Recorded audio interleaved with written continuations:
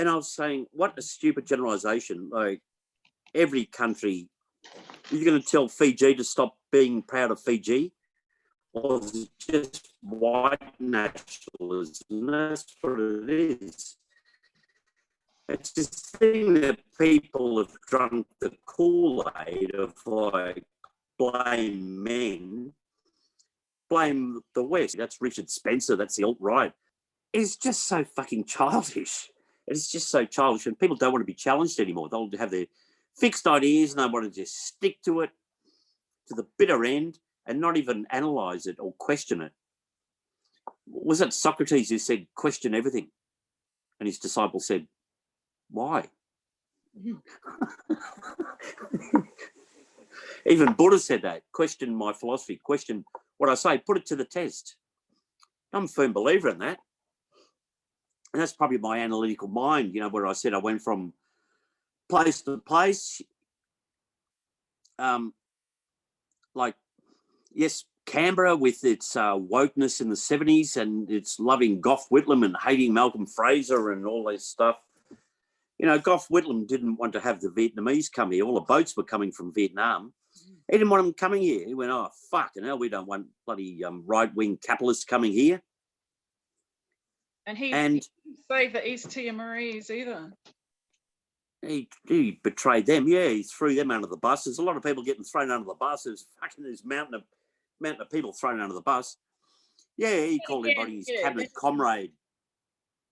Then you can look at the good stuff. Like I was, you know, my best friend, Rachel, we were talking about ambiguity. I had this book called The Ethics of Ambiguity by the same author of The Second Sex, Simone de Beauvoir, you know. And so, and we kept saying, I kept going, ambiguity, like this, it's not that everything's true and there's no truth. It's just that, yeah, like Gough Whitlam, he did all these horrible things, but it's the times. There was a lot of war. He had to make decisions, and then on the other hand, you could say he was good in these ways. So this ambiguous, you know, like Socrates, question everything. If this side, you know, let's rant and rant about feminism, but then let's look at, I really want real feminists and to come on, but that's going to be ages before they look at this stuff we're doing and go, you know, telling us off. You shouldn't say these things. You just, I don't know, what should we do? I don't know. I want them to come and just speak. Be honest. And we're not going to go, oh, you're full of shit. That's probably what I would have expected at the beginning, that, you know, I'd have all these men that are angry and I do understand, but then we're all just human beings, and you just listen to them, and you would just hear, and I want to hear it because I don't know. I do know, but I don't know. This is the ambiguity. I sat in classes, I've done lots of gender theory, they'll come in and they'll go, oh, today we're going to do theory, you know, it's a bit dry, it's a bit uninteresting. And then I kind of forget, I don't know, well, what isn't theory? It's all connected to theory. If we're going to not do theory, let's go to a crack house, or let's go and let's go out of the classroom, and seems like it's all theory. Let's go to the poorest. But then I did an essay on how they used to try and mix poor and middle class people together, and then it's sort of not working. The middle class just move out because it's dangerous, and they don't invest enough anymore. They used to just give everyone government housing and good schools, and, you know, properly. I think that's when my dad, he liked the Labor Party, because they would, if you're going to have some programs, you've got to look at the whole spectrum, not just not just go, oh yeah, we'll provide housing. Well, now we have an epidemic of ice addiction, so you've got to spend money on that, and then that's linked to domestic violence, so is poverty and non-education and depression and suicide in boys, and also, yeah, like what's the reason that they say not having a father in the house? That's, I don't know how much you know, traditional feminists would talk about that, but that's definitely that's like one of the main reasons they say boys are turning out lost and whatever because they're missing their father in the house. They used to call it broken homes. I think it's like 75% of, I'm not sure with women, but men in jail are like from single mother families. There's a good film called A Fatherless America that I might have sent you the link a while ago. Yeah. Fatherless America. Did you see it? Tommy Sotomayor. No. He's black from Atlanta, and he grew up in a single mother household. Quite a sad indictment on progressivism in the black community since the civil rights era. I didn't think about that they're not just splitting up, the men are getting sent to jail. Yeah, they say you know, the racist white police throwing white systemic racism, throwing black people in jail. A lot of them in there for lack of child support. You get a lot of white people, and they will marry several times. Say like Robin Williams, he'll marry 3 times, and he's paying like 3 lots of alimony, which just drove him to suicide. But you get the black community, and you have a woman, and she'll have 3 kids to 3 different dads. That's the difference between the communities. So there's all these men on child support, and she's laid down with some no good, fucking worthless, you know, crackhead or something, and he's up for child support, so he can't pay, so he'll just go to jail, do crime, and go to jail. And but I do you know believe, what I'll say. I do believe in, like, you get addicted because that's all you know, or you. So I don't know. Does that come down to whether you're you're a good person or not underneath it all? Well, a lot of us carry on abuse. That's a bit of a lefty excuse bad behaviour. I just thing of carrying abuse down. You know, the fruit never falling far from the tree. I see that in with Celeste's mother, who was just your drama queen bogan, troublemaker, and you see the same traits in Celeste. She'll have that aggression of a man, but then that vulnerability of a female, you know, the wanting to be romance and entitlement, you know, turn up late for a date all the fucking time and not apologise. Yeah. That privilege, that just annoys the fucking shit out of me. Yeah, so when is turning up late? When is it?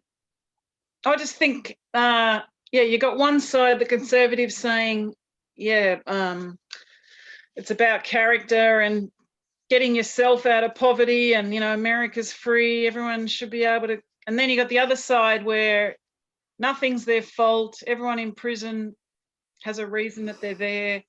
This kind of naivety that no one is, you know, bad. To me, bad is like I'm still puzzled about the sociopath thing. Like, some people they just choose the wrong path and they're bad. But then I don't know.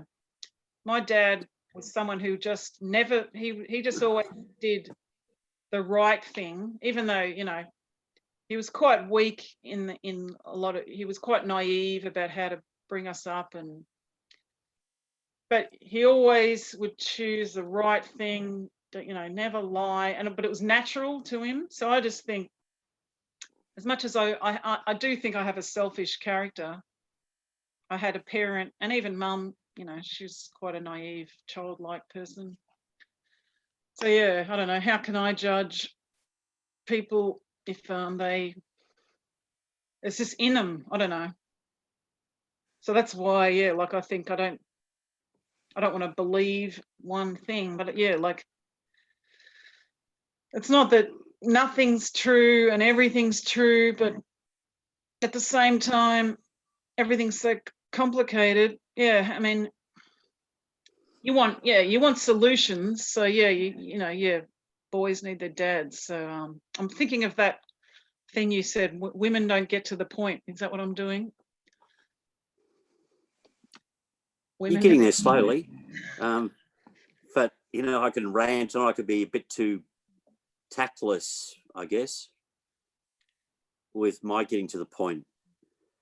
Almost like hammering it home, you know, in the, yeah, it was you know, like, I didn't have a final message. I want a room full of people that have all different expertise.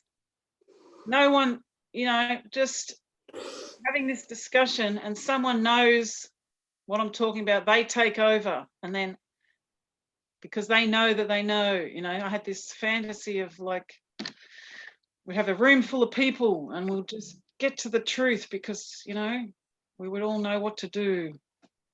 We'd all know what to say. So I guess that's like it's not a utopia, but it's an idea to chase, kind of. I reckon maybe we'll never get to that perfection, but I'm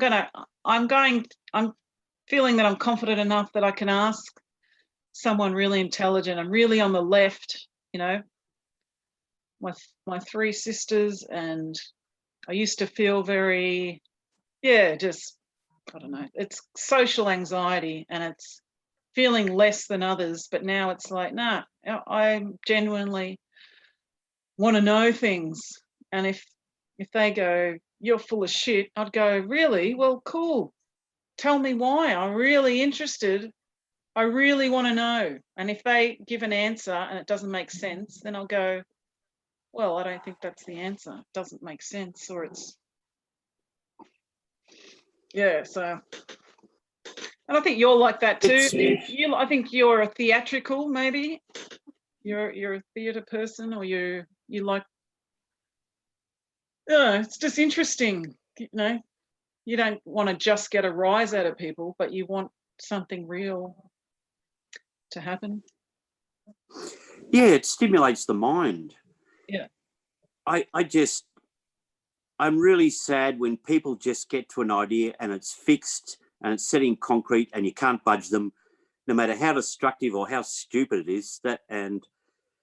That's happening more and more. Maybe it's the interwebs, but even pre-interwebs, sure, internets, there was still that lazy intellect of people, that the brain's a muscle and people just do not exercise it or do not feed it enough, to the point where we had this trivia. When I was at work, you had this trivia contest, which is basically, it's not even creative intelligence, it's just a fucking memory test.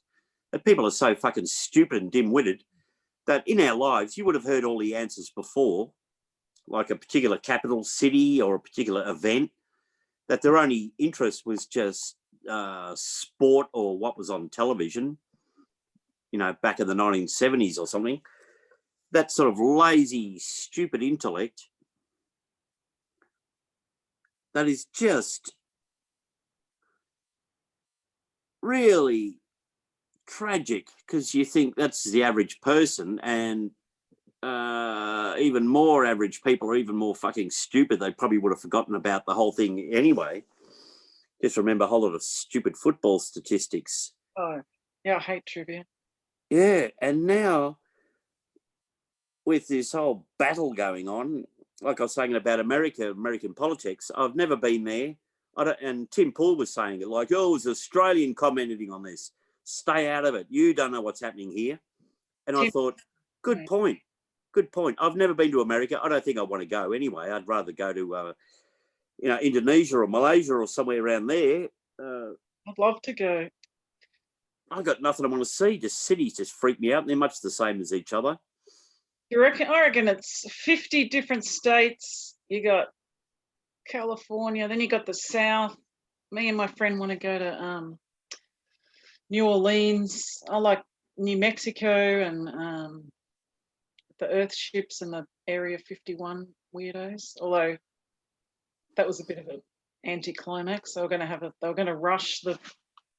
Yeah, find the aliens. Like 20 of them. Space aliens. 300 million people in this country. You couldn't get, 10,000 of you together. I don't know. Yeah, maybe it's gone a bit downhill, but yeah, I don't know. I just feel like they got every kind of person over there. But yeah, now, you know, be good to go once just to. Yeah. And in some ways you get your conservatives, which is, I guess, just God, family and country, which is the glue that holds a nation together. Yeah. Fiji, God bless Fiji. I look at the Fiji news quite a bit. And they're, you know, all the little devils are proud of hell. They're sports mad, very inward looking, but it's the glue that holds the whole place together is just God bless Fiji. Oh. They had missionaries. That's where it kind of came from. Like America had their independence and they're all, what is it, Protestant Christians instead of. What did the English want them to be? I don't know. English. Or just free, yeah, free to worship, whatever. I don't feel like people are afraid of conflict. That's kind of my summing up, because that was my thing. As soon as you can't escape conflict, but as soon as you address it in a way that you're not attacking each other, you're trying to learn, it's just this really pleasurable feeling. And that's how I've, connected to what I did in Nepal. You're trying to find the pleasure that's lasting, that's connecting. Yeah, that draws people in instead of having to force anyone. And I don't ever want to do anything where you're working really hard. I mean, unless that's pleasure, the hard work. You know, I love mowing the lawn and getting fit. I feel like I've been in the gym for an hour. And you're out of breath. Like that's the best kind of cardio workout, and I love it. You know, it's you're doing work, and the kids have, you know, it's a beautiful area to play in, and I get fit. And you're improving your improving your land. You're doing something. You're doing something. You can use the grass clippings. Oh yeah, I love that. Yeah. Oh, I've got the trees. Yeah. With Are you recording now? Could I have a bit of a rant? Should I stop the recording?